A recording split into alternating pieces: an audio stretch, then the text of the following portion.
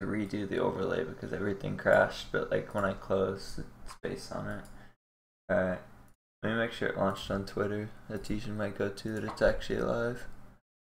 I assume nobody's actually on the stream in the first 5 seconds either. Yeah. Alright. Easy peasy. So, welcome to Trinity Force Bronze Bootcamp. This is every Saturday at noon Eastern Time. We'll have 3 games for players Bronze, I can't even talk today. Silver 5 and below to receive feedback and improve on their gameplay. We do the same thing on Thursdays, Battle Arena, 7 p.m. Eastern Time. We have 3 games, but it's for players Gold 1 and below, so a little bit broader as far as the ELO is concerned. This is hosted by Trinity Force Network. We have 4 podcasts: the Trinity Force proper, meta discussion, listener questions, LCS rundown, basically a rundown of the LCS, Oslo podcast produced by Australians as they cover the Oceanic Pro scene and patch notes. 4 Words, a podcast dedicated to new players, definitely something I would check out if you're participating in Bronze Bootcamp. Not necessarily saying that you are always a new player, but there's quite a bit of stuff to learn, and I've been on the last 2 weeks, so I would check that out. Sheen Procs, interview series of North American LCS, I guess professional players. That's on YouTube, but if you go to trinityforcepodcast.com, you can find that. So we'll head into game here, and I'll post the sign-up sheet if you want to participate in games 2 or 3, and you're just waking up a little too late. Best way to do it isn't to spam me with messages, although that seems to be the most common way. It's to sign up at trinityforcenetwork.com/BA signup. So we'll go into game. Band's pretty standard. I don't know about Yasuo or Rengar, but it's whatever. Yasuo's pretty low win rate. If you ban a really low win rate champion, there's an inverse 4/9 rule. So there's a 4 in 9 chance your team's gonna pick it. So it's statistically, like, if you're not gonna play the champion and they're really low win rate, it's not that smart to ban them, because they're more likely to end up with the champion, thus slightly increasing your win rate. But it's hard to calculate. Picks are pretty normal though.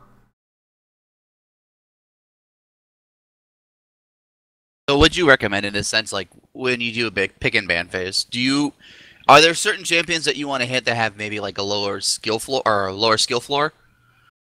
So, or anything like that? If you wanted to come up with it, I came up with the formula for it a while ago. It's win rate minus 50%. So if something's a negative win rate, the 50% still holds true, times play rate times 1/9, because that's how much more likely they are to get it to you, equals like the chance, or your new chance, the change of chance to win the game. So something's like 45% win rate, so 45 minus 50, but they're 55% win rate, it's negative 2.5% times 1/9. So you're changing your chance to win the game by, like, I don't know,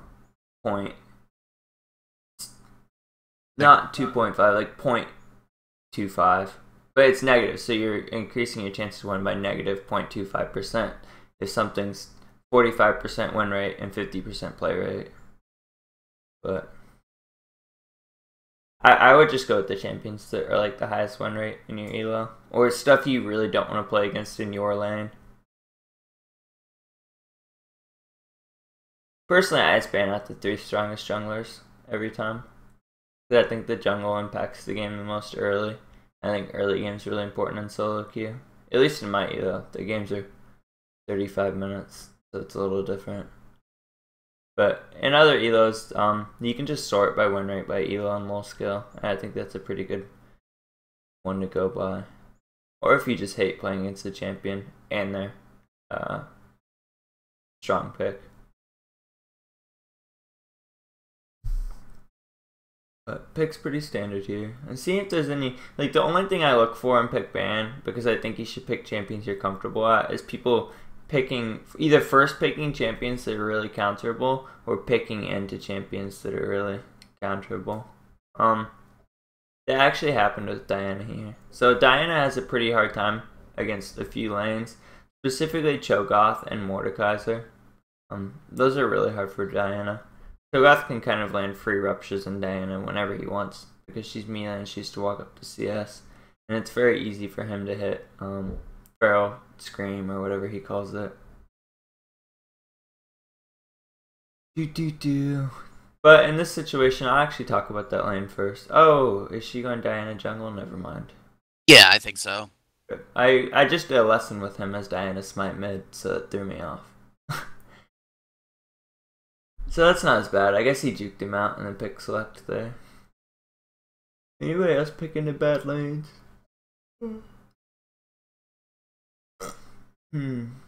First picking Not's a little scary, but it's not that scary. They picked Alistar, so he's fine. The rest of the picks are pretty good. All the lanes are actually pretty contested, close lanes here. This will be a good game to see. Bot lane, Kate, Ashe. Ashe used to be able to contest Kate, but it's gotten harder since Ashe has gotten some nerfs to her burst, which is kind of her comeback mechanic against Kate. Basically, Kate wins the lane pre-6. She shouldn't shove in to give Ashe free farm.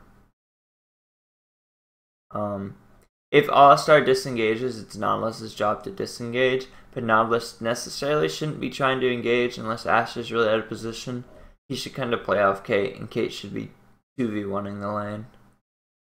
At 6, Ashe can come back with ult into Alistar, but like, a lot of Ashe lanes are really close, but Ashe has like the best gank assist of any AD carry, so the jungler should just be camping that lane, and then that's just like really easy to snowball off of. If I was jungling, I saw an Ashe Alistar lane, I'd be camping bot pretty hard. Especially Kate, who's gonna push. So, like, I say what a lot of matchups should be in here, but it's very jungle dependent. Like this game, I would say Kate Thresh wins, but if I look at the entire team, I would guess that like by level 10, I expect Ashe and Alistar to be ahead. They have a lot more. I just gank assist. But Vi's strong. If Vi shows up to 3v3, you never know. So what should Vi be doing like pre-6? Should she be trying to impact lanes as long as she can before Diana can actually hit level 6 and have her own gank? So they're both pretty 6 around it. They both have okay ganks before 6. Vi definitely a little better. One of the nice things about Vi, she's not the best at ganking, but she's a tool that lets her gank around wards. So like, if you're playing blue side on Vi after you finish Golem, you don't have to walk river. You can queue into the bush to get around wards and then gank and stuff like that. So I see a lot of Vi's create pressure at 6 just because her Q allows for creative ganking. But generally when you have red buff, you should be trying to pressure the map, or when you have doubles in general. Second recall, I 1 or 2 ganks and then farm for 6. But it depends on the game. If lanes are pushed, she should be going to those lanes. And if lanes aren't pushed, she shouldn't. But she should really be thinking about when Diana hits 6 and try and counter gank it. Diana 6 is good, but Vi's 6 is better when it's up. Diana 6 is up more, but Vi's is certainly quite a bit better when it's up. If she can counter gank Diana's first 6, this game's kind of over. Generally, if like you can counter gank the other jungler's level 6 with your 6 and you do a better job at it, it's very hard for them to come back. The first level 6 is really, really important. I remember that some in my TF guide, but it's the same on junglers. Junglers and mids. Other lanes, Renekton versus Trundle. Renekton should win the matchup, but Trundle's really strong too. It's kind of a skill matchup, and it's not a skill matchup in the sense of like anybody necessarily outplaying the other one. It's like auto attack management, who cancels less autos and actually gets more damage down. Like Trundle can cancel with this Q and Renekton can cancel, especially when he gets Tiamat. And who like plays on the minion wave better and goes for smarter trades. Like it's a skill matchup, but like it's brute skill. I don't know if that makes sense. Yeah, I feel like Trundle needs to play around Renekton's cooldowns while Renekton tries to whittle down Trundle's mana. Generally, you play Renekton. If they're Renekton Qs, you're good to trade. Like, If the Renekton has Q, he can beat almost any champion in a trade. If for whatever reason the Renekton you're playing against Q's wave, you need to trade because that's the best chance you're gonna get. Same with Darius and Renekton. If they Q, the Ashe and mid lane. Mid lane's actually a tricky one because they both have a lot of assassination potential. I think Cho'Gath just needs to know when to turn Vorpal spikes off, because if I ganks this Syndra, it's kind of GG. So try and freeze in front of his tower as opposed to push a little more. But they can both kill each other, and like both junglers could influence this lane so much. I'm not going to go into it a ton.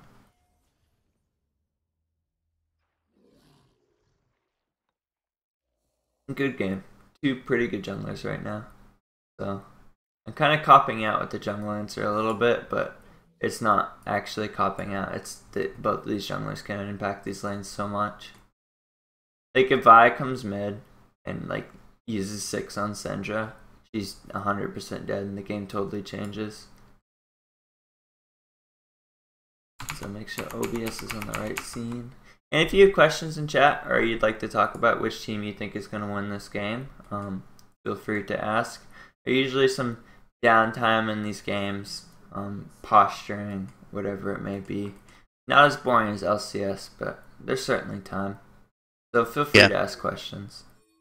Try and keep it game related. We have space between the games to answer non-game related questions, but yeah. Do you feel Renekton should have gone Dordan Shield in this situation? No, I think he should be looking to win lane. I would have gone Blade. Yeah. I think Trundle should be the one with shield. Minions have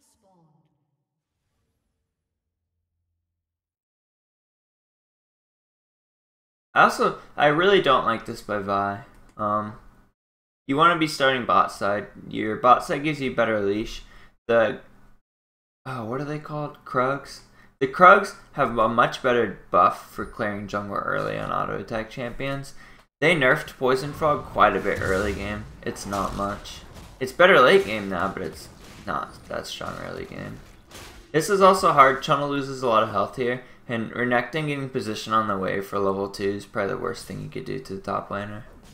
Renekton really abuses too. The important thing is when a jungle goes for a different route like that and you see Chona come back to lane with low health, Renekton wants to be pinging out to his team. His team needs to play a little differently around jungle pressure, knowing that Vi went for a different start. So just communicate weird stuff like that. You may have seen it, but your whole team may have not. Oh, pretty standard runes by both supports. I usually check and just see if they have any AP.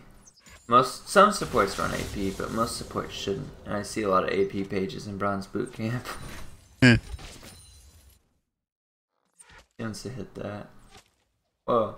Alright, so she had tower CS, and she's going to lose a lot of health here. She should have just hit that melee creep once, and then hit the caster creep behind it, and then done tower. And she would have been fine, but it wasn't too strong. Also, you want to start with the support item. Ruby Crystal isn't that effective in lane. It's 75 more health than Relic Shield, but Relic Shield gives you... I don't know, it gives you gold generation, it gives you a lot more sustain. And health on your AD carry is a little more important early game, because you can bring 4 pots to lane and they can only bring 1. So, getting the extra 40 health on every target's proc is really strong. That's crazy, 40. I didn't think it was that good. Yeah, 40 per charge is actually a lot when you trade it between both yourself and then your ADC. That and the gold's nice because you can get to Sightstone a lot sooner. You'll see, Renekton just generally had pressure on lane and pressure on wave. I didn't see what happened, we were watching bot lane, but I would assume some of it had to do with the fact that Renekton got position on the wave for level 2. Yeah. The one note I'll make is 4 waves have came top at this point, so Renekton should have 25 CS because one of those waves is cannon. Yep, 25. So he pushed into lane and he bullied Chundle quite a bit, but he missed 11 CS and he hit 14, which isn't too good. Even if you win lane, if you're behind in CS Or if you win lane in pressure. If you're behind in CS and you never get a kill, when you recall, they're now ahead in gold. Not good. Looks like Cho'Gath is forced to B early. I really like this buy. I like this buy for 2 reasons. I don't know about the Sapphire Crystal, but it's okay. Yeah, it's okay actually. But he lost Flash. I wasn't watching. It was either from a gank or from Senja. When you lose Flash, what were you gonna say? Oh, I was gonna say, Cho'Gath actually tried to all-in Cinder early on. Oh, rip. He was about like 7 health away from getting a kill. Poor guy. But point stands, he doesn't have Flash. When you lose Flash in the mid lane, especially on a melee champion, it's very important to buy wards in your next recall. And that's one thing I have to stress in my lessons quite a bit. You need to ward around your summoner spells. And especially as a bot lane too. Like, if you don't have Flash, you always want to ward before you engage. I mean, you usually should ward before you engage, but if you don't have Flash, you just have to play the game a little differently. More warding is usually key though. So I'm not really sure what Diana is going for here. I guess she placed the pink and then she just went to check. That's not bad. No, that's Vi's pink. I like that pink quite a bit. Because you know that Vi was just there.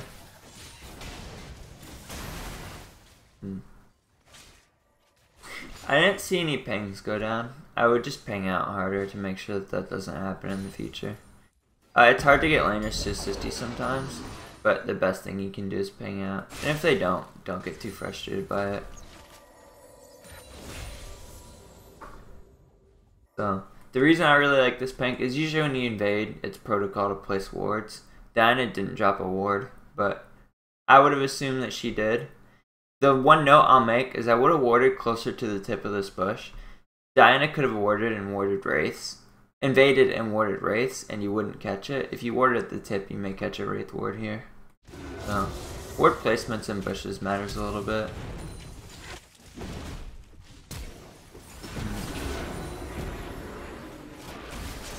That's a pretty good trick when you're playing All-Star to combo them into tower. The one thing I'll say is Caitlyn had a lot of time to react to that and she flashed late. It is more mechanical error on Caitlyn's part than a play on your part. If you want to go for that play, you need to Q before you flash. It's kind of hard to explain, but there's a lot of videos of it on YouTube. You just hit Q before you flash and they don't have any time to react. Flash Q is very slow. If the AD carry has flash, they should just flash it. Or use net. I'm not really sure how that happened.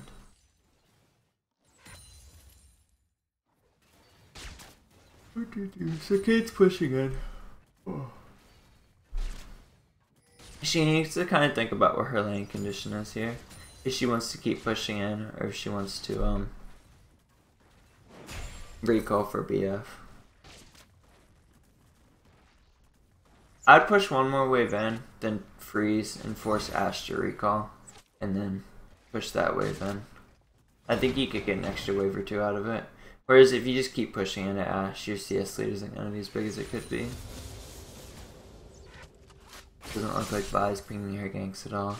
Yeah, it's actually one of the things I've been looking for more on spectator replays lately, is pings. Like, it is your teammates' fault to a degree if they don't do stuff like that, but you also should be pinging. Like, if Baron or Dragon is up and I know that a character had vision of it, it's also their fault for not pinging. And a lot of small stuff like that. The team game. Whatever you can do to help your team win is important. You can't just like play your own game and chill. Pings are much better than typing too, because people rarely get angry from pings.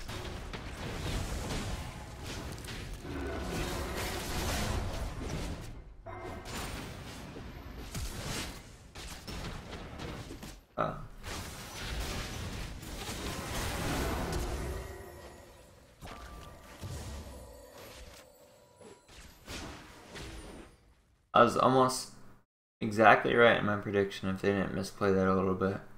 That the Ashe lane would lose a little bit but be ahead by level 10 because of a gank when they had ultimates. But good gank. The other thing I said before the game is that Vi's team has a better 2v2 if she shows up. So that happens too. Pretty good. Maybe they were listening before the game, maybe they weren't, but good of Diana to recognize that she had a gankable lane there, and good of Vi to recognize that Diana was likely going to gank bot lane there. The one note I'll make is Vi should have been farming a little more earlier. She went bot at about 845, 850 there, and she only had level 5. You should have 6 by 850 if you're jungling most of the time. And if she had 6 there, that would have been a better gank. So, make sure you're staying up on EXP. And Cho'Gath keeps barely missing these kills. Okay. But you're getting a pretty good CS lead. Remember that every 13 to 15 CS is worth a kill. And sometimes CS is worth more or less than others.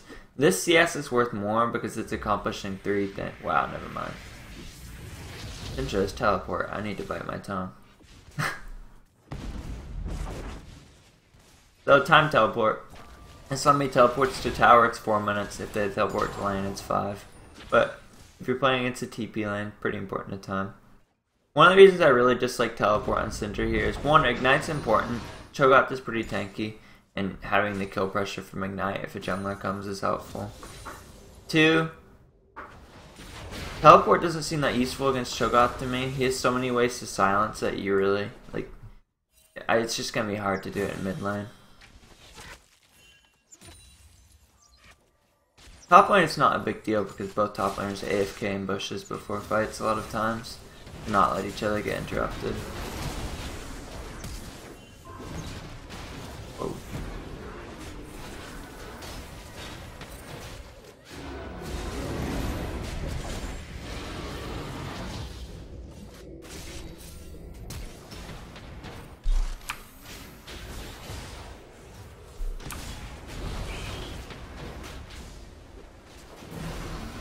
I'm just not going to talk for a minute. I really need to sit back and digest what's going on right now.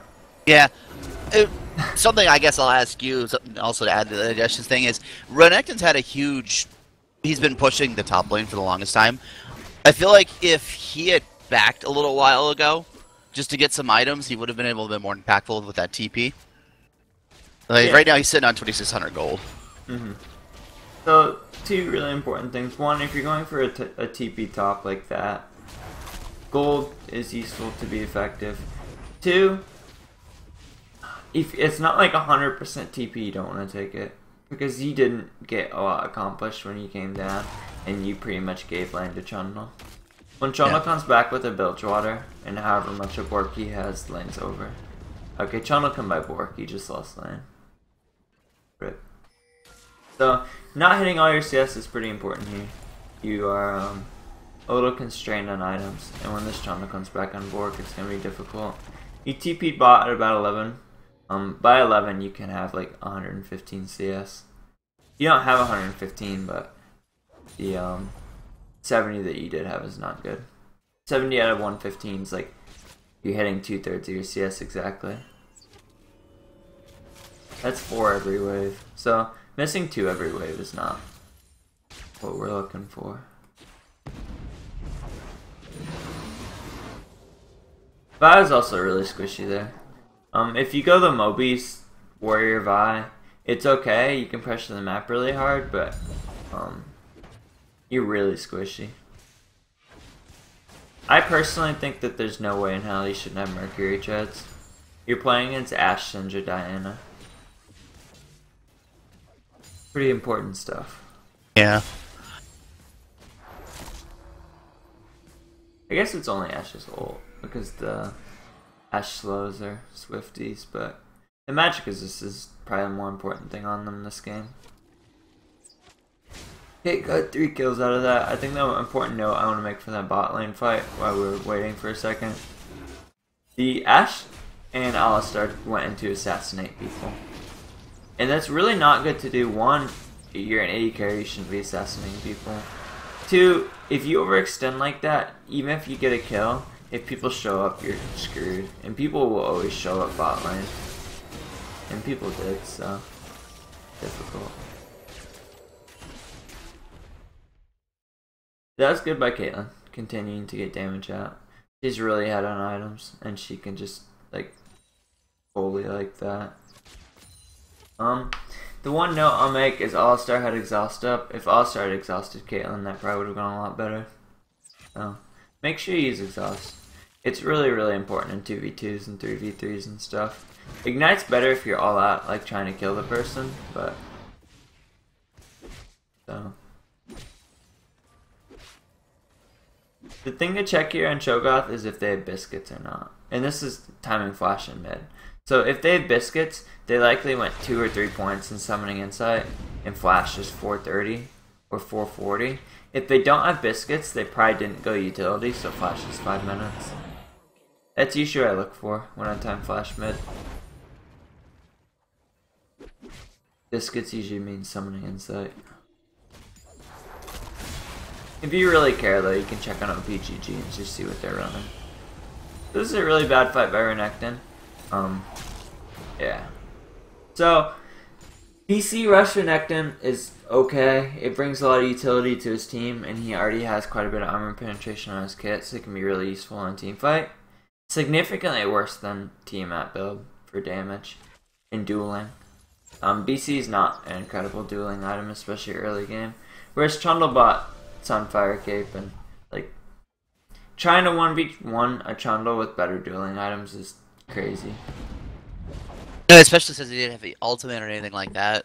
Trundle had his, and that just pretty much sealed the deal in that fight.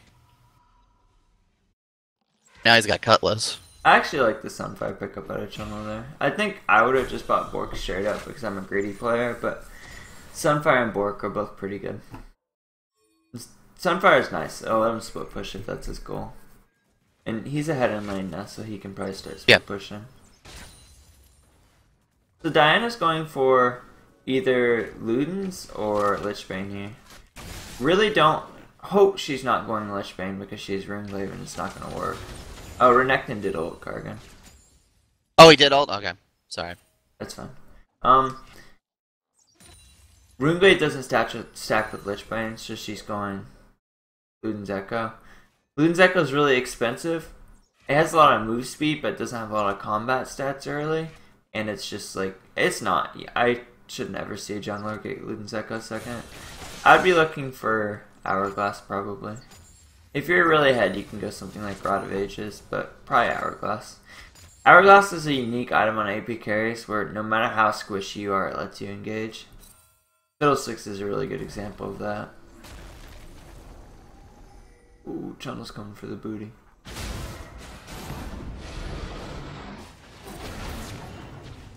Well, I've never seen somebody get cockblocked by 50 health kills worse than this Cho'Gath. Really important note, J1's popped a health pot there and he left because of it. Really important to do that. Wow. Wow. Wow. Alright, I don't even need to commentate that. That's not something you can predict. Trundle top. I like Trundle top into a lot of matchups. Generally, like melee matchup, he's pretty good in most of them. Range matchup, he's pretty bad in most of them.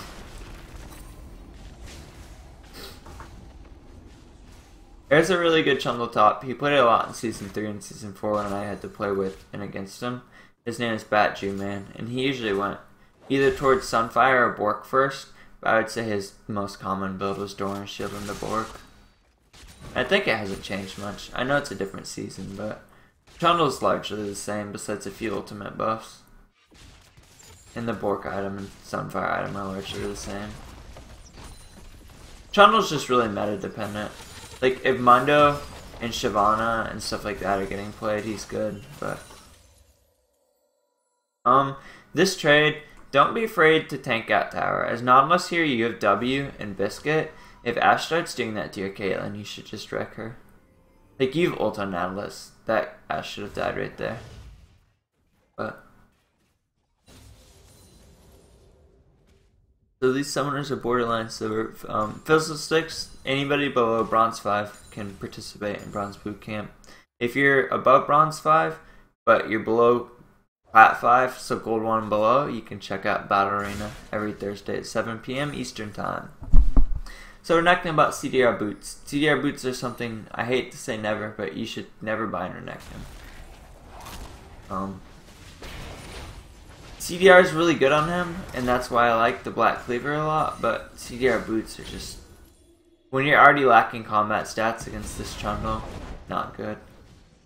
And it's really important, sometimes you can build for team fight, even if you're playing a split pusher, but you need to see like who in your team is probably going to have to stop the split pusher, and this game that's you. Would you have recommended something like maybe Ninja Tabby? I wouldn't have gone, I would have tier 1 boots. In this game I would have tier 1 boots, Tiamat, and another damage item. But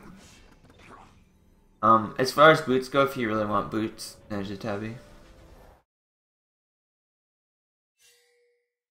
Mercs would also be okay. Like if you're really going hard on the team fight, they do have a lot of CC with Nautilus, Cho'Gath. They don't have that much actually. You can't. Mercs don't work on Trundle's CC. They don't really work on Vi's CC. They only work on Cho's silence, and they only work on Not's passive. I guess they work on Not's slow too.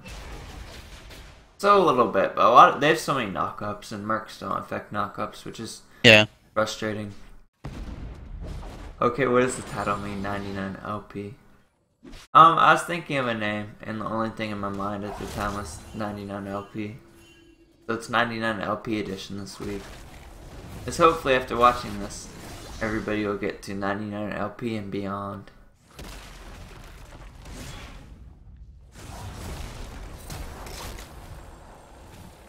This Trundle, I don't really understand leading with Flash there. I don't think you've killed potential Renekton. Although you are ahead. Trundle takes time to kill targets. Really good though, and this is kind of what I said before the game. This bot lane has a lot of gank assist, but Vi is much better than Diana at 3v3 because her ultimate is stronger. Basically both teams showed up and that happened. Also, understanding priority mid is important. The Cho'Gath is beating the Syndra really badly, so like if you have a bot lane fight and Cho and Syndra show up, it's favorable for red team. Or if Vi and Diana show up, it's favorable for red team. If Vi and Cho'Gath show up, it's really favorable for red team. But that's kind of how Vi works. And I like the Randuin's, recognizing that she's really squishy. Randuin's is a pretty fast power spike. You could argue Locket here with how much AP the other team has, but I think she needs to be tanky so quickly that I would have gone Randuin's. I would look at Locket as the next item. Sometimes like that's the argument against getting Locket, is if you need to be tanky really fast. And often that's not the case, but in some of those ganks early game, Vi was really squishy. Remember my promo to get silver. Grats. Nice. Blue team. Probably. I'm sorry, Clock. Alright, what were you gonna say? I feel like there's a couple situations where right teams trying to defend towers that were dead to rights, and they've been caught out and they've had to burn either summoner spells or they've died for it. If there's like a really low tower and you're the only person there and they've got 3 or 4, I'd just back away and just get out of there. Trying to defend it's not going to help you at all.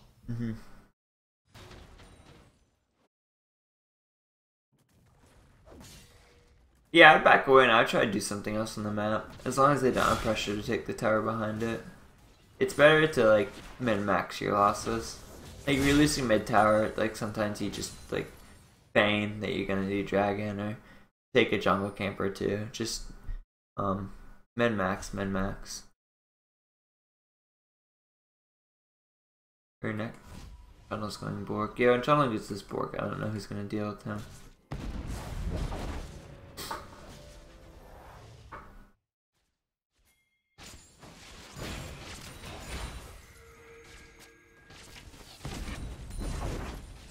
So Ashe is going double lifesteal here.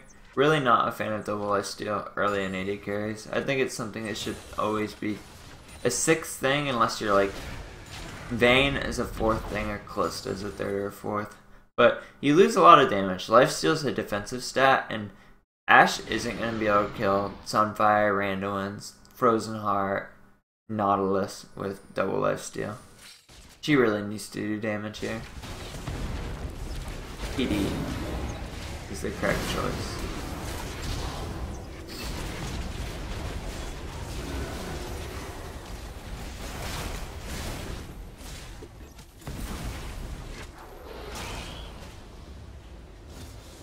Filler? No, he's not.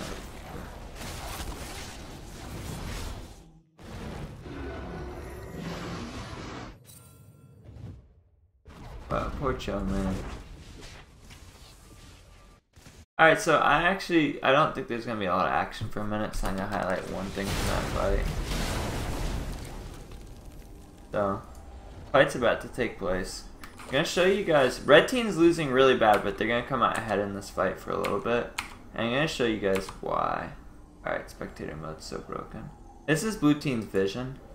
So, really important to drop wards in team fight. You're not going to have a ward in here.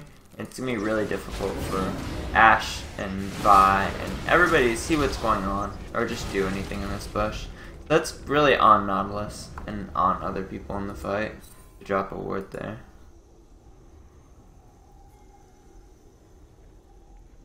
I'm back to live. And it looks like I didn't miss anything. That's good. But if you're support or you're a Sightstone jungler or you have a ward in general, especially upgraded totems, which we're going to go over in a second, really need to be warding out those bushes in team fights. That allowed right team to get a much better fight than they should have with this gold lead or gold deficit.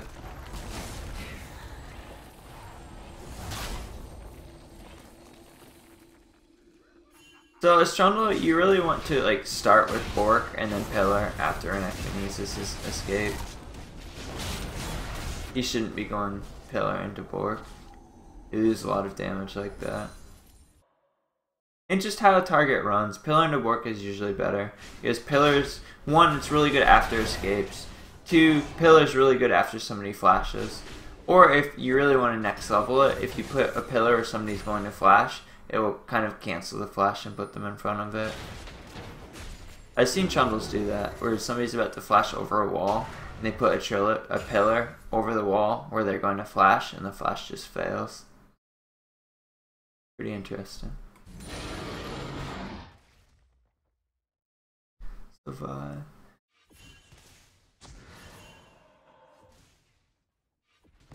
So Kate's going bot, and that's why we're seeing pings out of blue team.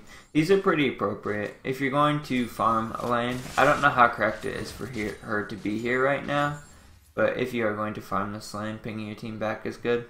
I actually think it's correct for Kate to be here. She really needs to be careful pushing up, and she should probably be scrying one of these two bushes. But Dragon's up in 40 seconds, so she's in the right part of the map. Kind of on Kate too. I should have pointed out in that fight. Kate could have scried that bush pretty easily. Ooh.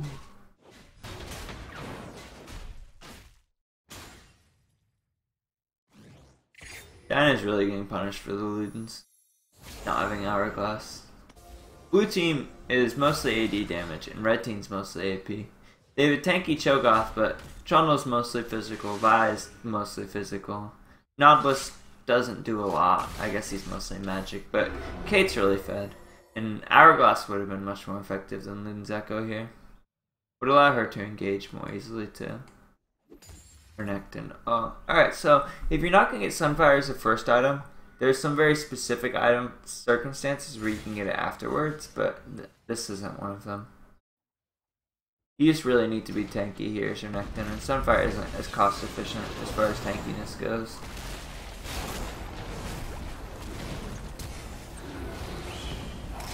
Why are two tanks brawling with the other tank while everybody else is fighting? That's an interesting fight. That's one thing Cho did well there. Oh. So once again, blue team doesn't have this bush warded, nobody scried it. They've basically borderline lost. They may win just because of how far ahead on gold they are. Alright. So they won because of how far ahead on gold they are, but they really could have lost these two team fights really easily. Not having these bushes warded and Kate's inability to use Scrying Orb is really costing them in some of these choke point fights. So, Nautilus had a pink ward. I guess he didn't have Sightstone charges. But Trundle and Vi had warding totem. Okay, it's crying. That really shouldn't happen.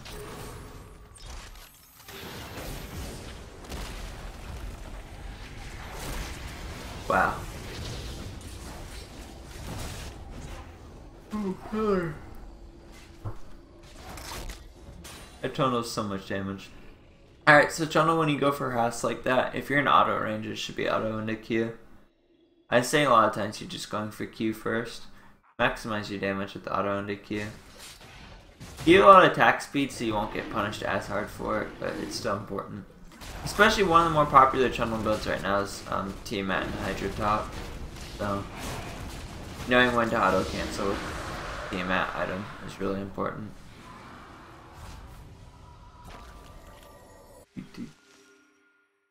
So important things to take away from that fight. When you have a team fight in the mid game like that, you know the next team fight's gonna be objective centric. Cargen just got taken there, so it may be Baron, but it may not. It may be an objective like a tower or something. But it's really, really important once you get into objective centric play to time the important flashes for yourself and for your team. Ashe didn't use hers, or Ashe and Senja used theirs, so those are the two biggest ones. And Vi.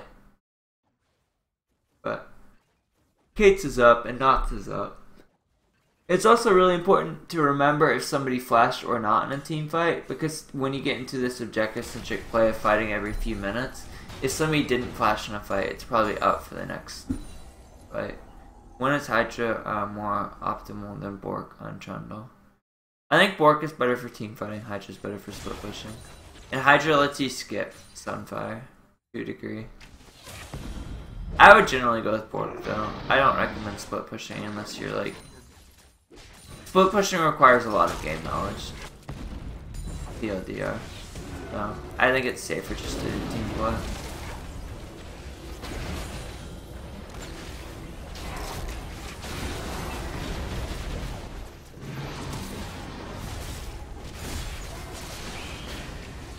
That's a good ult by Nautilus. Good peel. Yeah.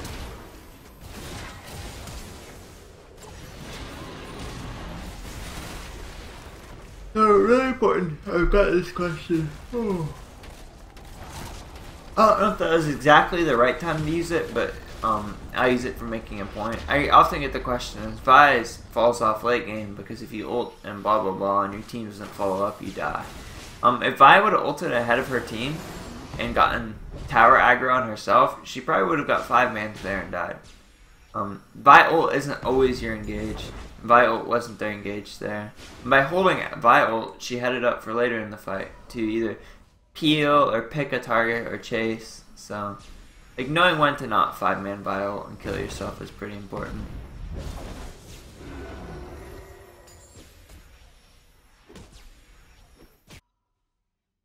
So, looking at people, really want to see upgraded sweepers. Ashe doesn't have scrying. Would like to see that. I think scrying's just... I undervalued it for a long time, but when I started analyzing replays, I saw how many times, like, there's a bush somebody needs to check and nobody scries it, or there's a bush you can't see in the team fight and you can't walk up to ward it. And scrying's a really strong item. Wow.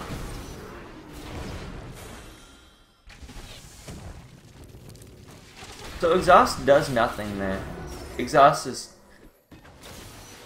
okay, I guess, but use Senjust on an Ashe CC. Unless you really, really, really need to use it, exhaust is a pretty weak chasing tool. And it's a really important cooldown too. I really see a lot of supports use exhaust to chase, and I probably shouldn't. The red team's doing Baron. Because they killed Vi.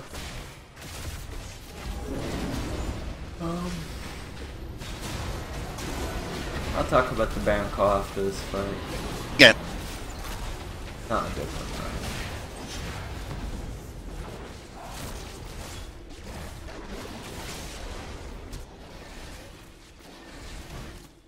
Alright, so they got by. They recognized the other team doesn't have smite, so they went for Baron. 2 reasons I didn't like this Baron call. Well, they surrendered.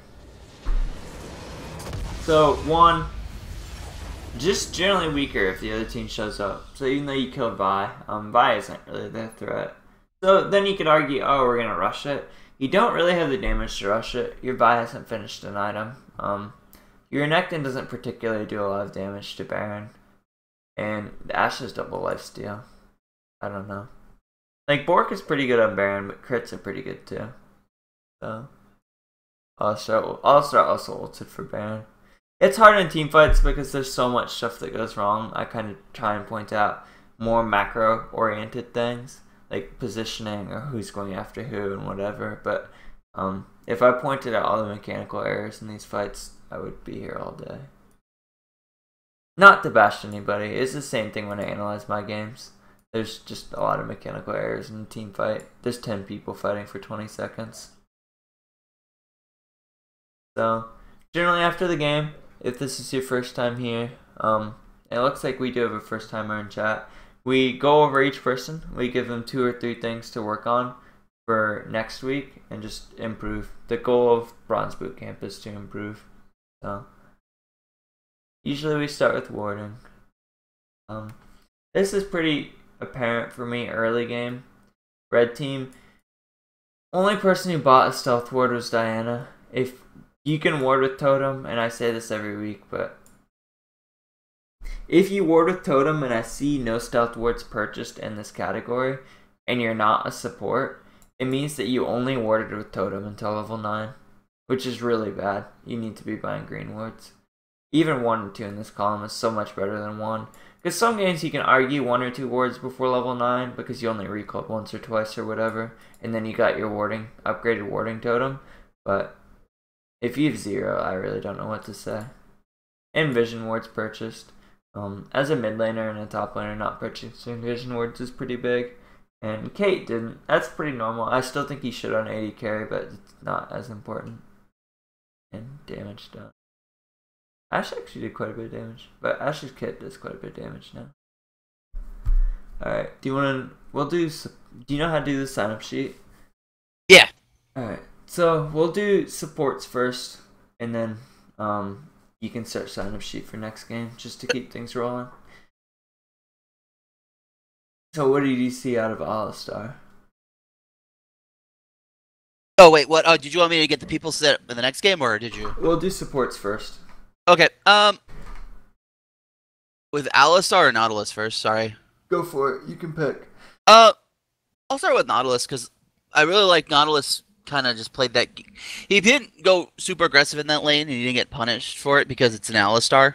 Alistar's more of a peel-based support, and he kind of identified that and didn't try and just use Dredge Line haphazardly to try and cash out Ashe.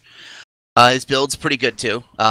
Honestly, he's got all the great support items. I know he died a few times, like in team fights, which once you've used your spells and all of your CC, that's fine. You're support. I don't normally like advocating like, yeah, if you die for the team, that's great. But in this sense, keeping Kate alive and keeping Cho'Gath and everybody who's doing all the damage alive was really good. And you were buying items to help your team fight more. I really like the Righteous Glory, considering you have a Cho'Gath and a Trundle who need to close a gap to really do all their damage. That was a good buy there.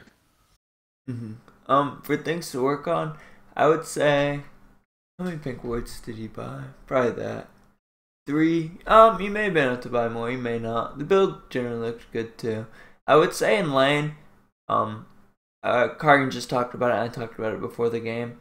A lot of times Kate just wants to 2v1 and he should be playing reactively in this lane, and that was good, but there were times when Alistar wasn't there and Ashe would use Q on your Caitlyn and you didn't punish her for it, and at that point you had a lot of health, so that kind of stood out for me.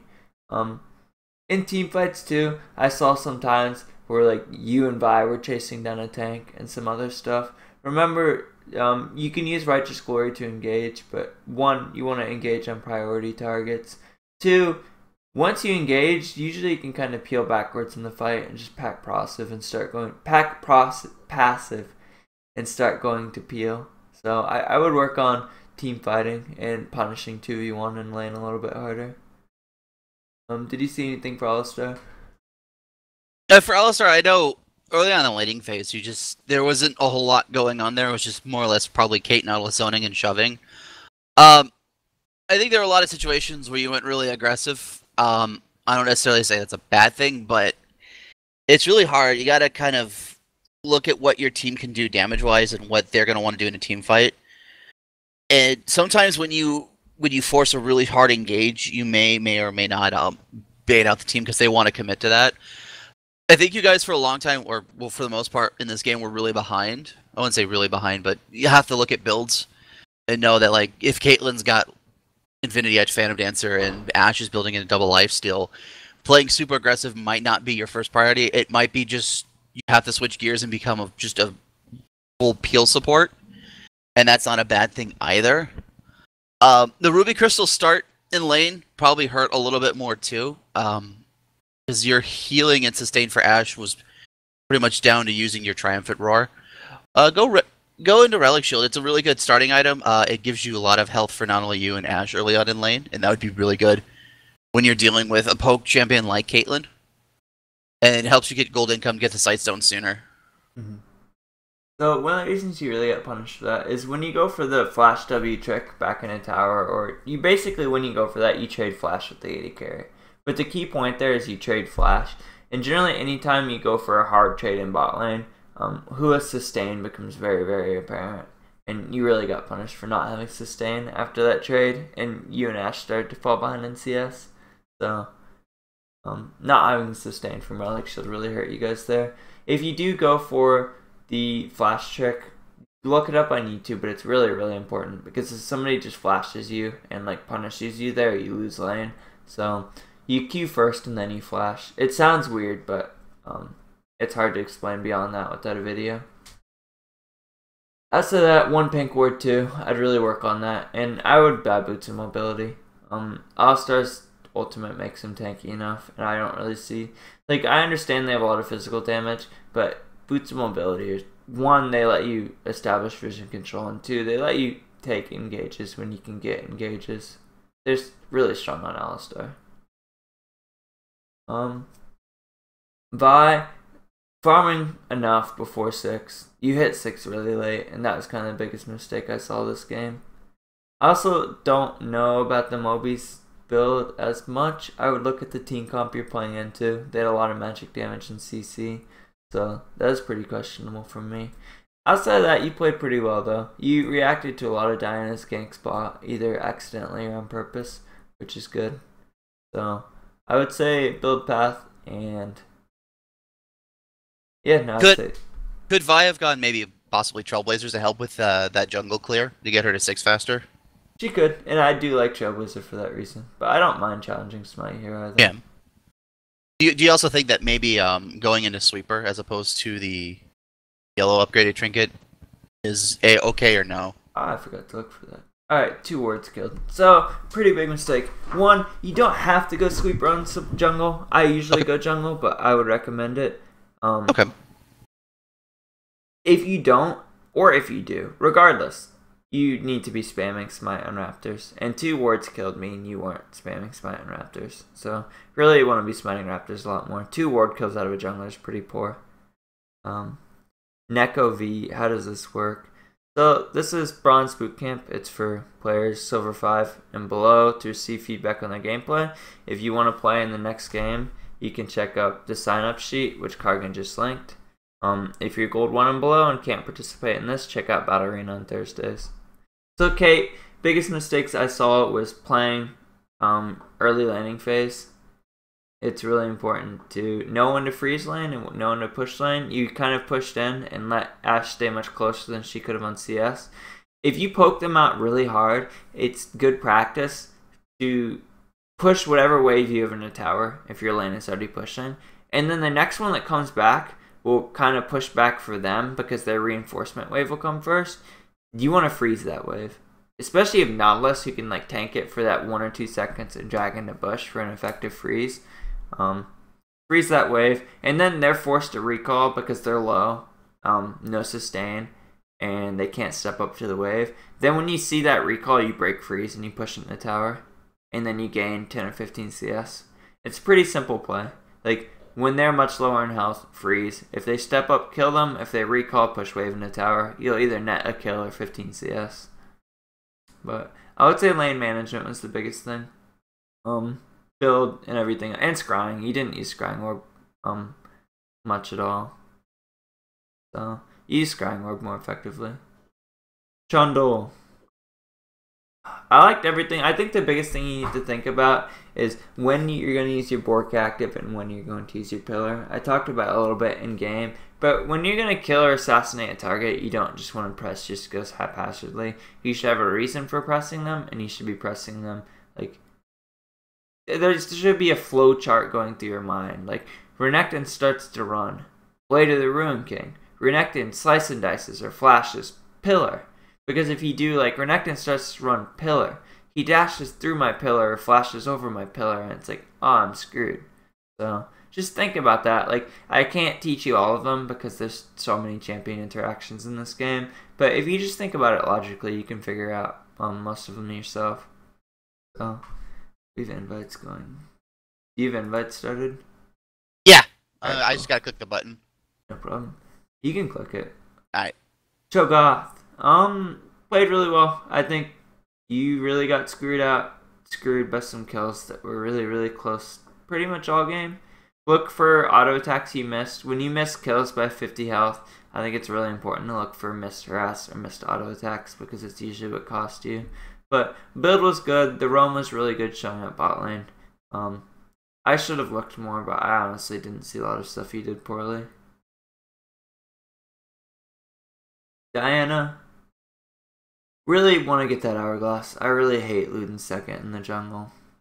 You're playing in a team with a ton of AD damage. You got punished for it. You got to the point where Kate was 3-shotting you. Hourglass also lets you engage, like regardless of how well you're doing, because it will always make you tanky, or at least for 2.5 seconds. So, like, get Hourglass. When you gank bot lane and you don't have vision of Vi or information for where Vi is, really need to make sure Tribush is warded. If Tribush isn't warded, it's so easy to get counter ganked. So easy. But that's what Diana should be looking for. Syndra, last sitting and just early landing. Cho'Gath shouldn't beat you that hard before 6. And land Qs, land autos, and avoid ruptures. You just tanked a lot of ruptures and missed a lot of CS, and that became very difficult for you. You even got bailed out by narrowly escaping a few kills, but we didn't have a lot of attention in mid lane. I think Summoner Spell is one of the biggest ones. Really would want to look for something other than Teleport, especially against Cho'Gath, who can cancel Teleport so easily. Ashe, Scrying Orb, you shouldn't be going double lifesteal. And you shouldn't be assassinating. You dove on tower a few times. Not very strong to overextend in teamfights on no escape AD carries, unless you have a ton of burst or you're a huge threat. But double lifesteal, Scrying Orb, and overextending are probably the biggest things. And tower CS, you initially gave Kate priority in the lane by tanking out like 100 health of damage because you weren't confident in your ability to tower CS. I talked about how you should have hit those creeps, but it's 2 tower shots and 1 auto attack for melee. 1 tower shot and 2 autos for a caster, or 1 once you get BF sword. But it won't always be full health creeps on tower. You'll have to look at them with health and figure it out, but it comes with practice. You just need to actively think about it.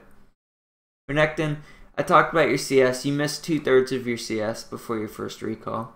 That just kind of set you up for a bad game. Renekton really wants to be ahead of his laner and gold and or in kills. Then going Cleaver. No combat stats against the Trundle. You could no longer win 1v1s. Sunfire Cape, you weren't effectively tanky and you became even less effectively tanky. And then CDR boots do almost nothing. So the warding totem too, you really need to upgrade that. But build last sitting and upgrading trinket. So we're going to go into the next game. Stream will cut out for a minute or two. If you have any questions, feel free to ask in stream chat, and we'll probably take care of them in lobby or at some point before the game. So, Nico, you signed up for this game? Okay. Yeah, he's here. Alright.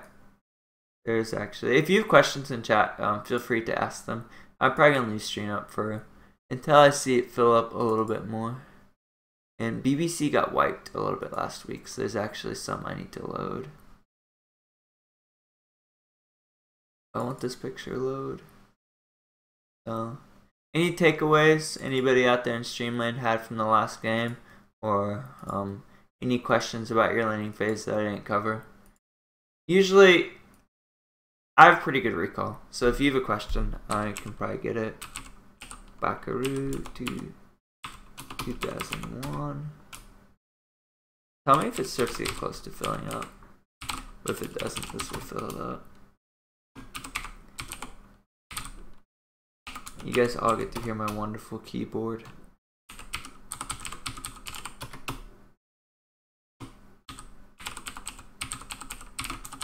And if you're one of these names that's about to get invited, I would make sure you are near your keyboard or game client.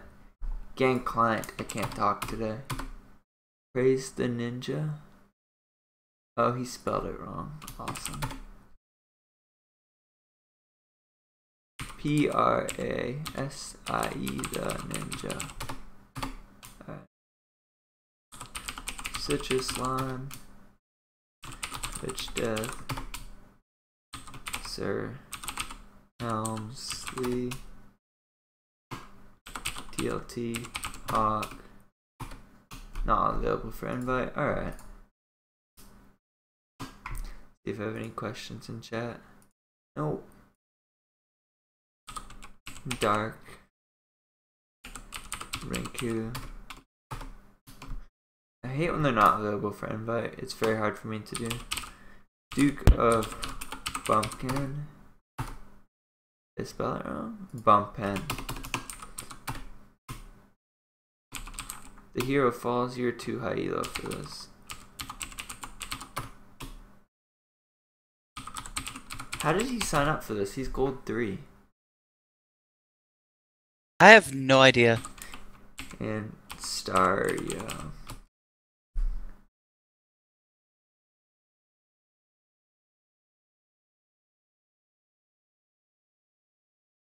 Alright. Cheese death. Yeah, feel free to play again. We always try and get new people filled first, but if they don't fill within a minute or two, we will invite people who've already played. Sharkman, if you're below Plat 5, so if you're Silver 1 or below, you can play in Battle Arena, Thursdays at 7 p.m. Eastern Time, so I would check that out. And if 7 p.m. is a little early for you with work or something, don't forget that we have 3 games. So, Crown Power, just link that in chat. Wow, I just invited so many people. How's it not filling?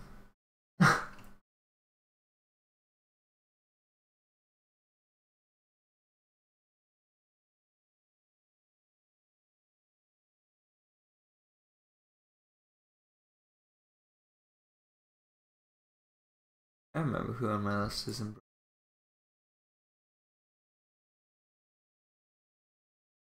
How's an 80 carry supposed to build? Alright, so how's an 80 carry supposed to build into a tank team? Usually just want to go standard. Crits are really useful against squishies and tanks.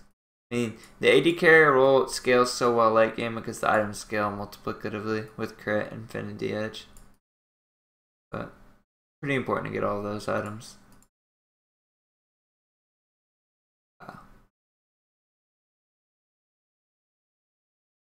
So, anyone out there in Streamland, Sagwin Lust, yes, you can join. We actually have 2 spots left, so what is your summoner name? Sanguine Lust? See if anyone in chat. We boobashi. And stream's gonna go down for about 30 seconds to a minute. Feel free to stick around. Just doing this to cut games, so we'll see.